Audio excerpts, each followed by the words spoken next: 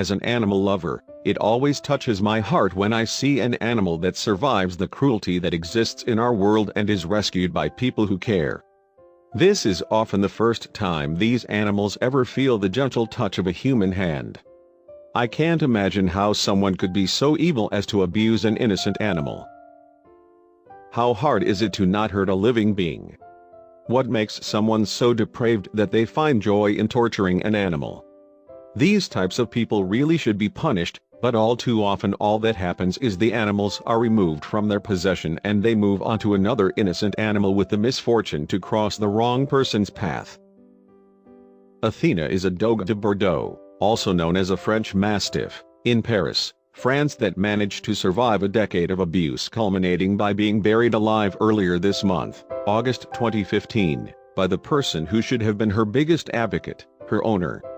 Luckily, an animal lover walking his own dog passed through the empty lot where Athena was buried and noticed something sticking out of the dirt.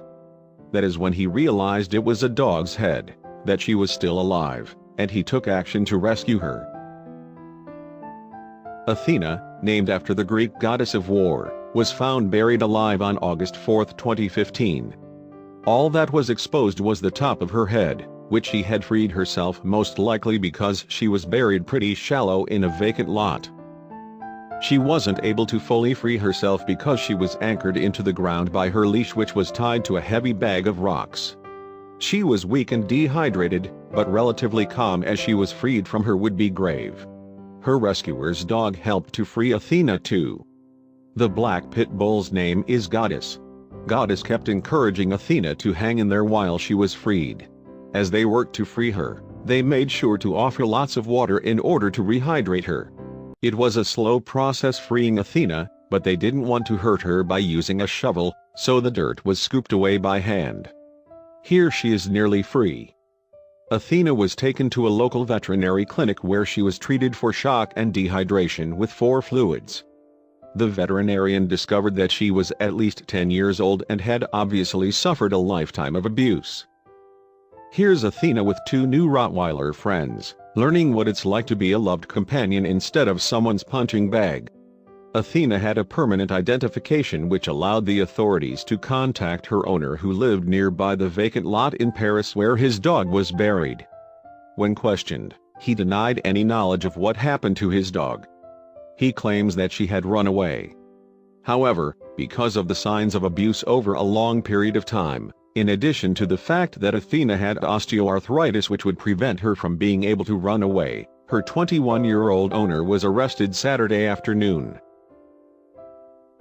He will be tried for cruelty to animals, as well as contempt on a person holding public authority. His trial is scheduled for May of 2016 and locals are petitioning for maximum sentencing, which would mean 2 years in prison as well as €30,000 fine, over $33,000 USD.